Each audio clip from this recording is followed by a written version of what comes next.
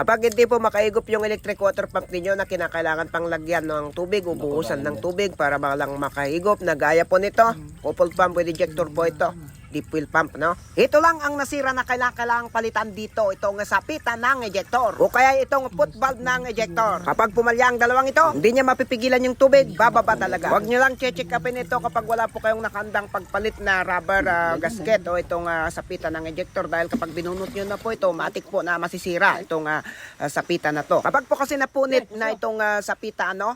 Syempre po, hindi niya na po mapipigilan yung tubig. Bumababa yung tubig. Kaya kinakailangan katihan pa ng tubig bago magamit. At itong foot valve na to, kapag nasira na yung balbula o meron lang dumi na kumalso, bababa din yung tubig, hindi niya mapipigilan. Pero hindi pa nakabili ng may-ari nito ng sapita. Dito na ipapalit natin kung sakaling ayusin po natin ito. Kaya magtsatsaga muna sila. Kapag gamitin ay buhusan pa ng tubig.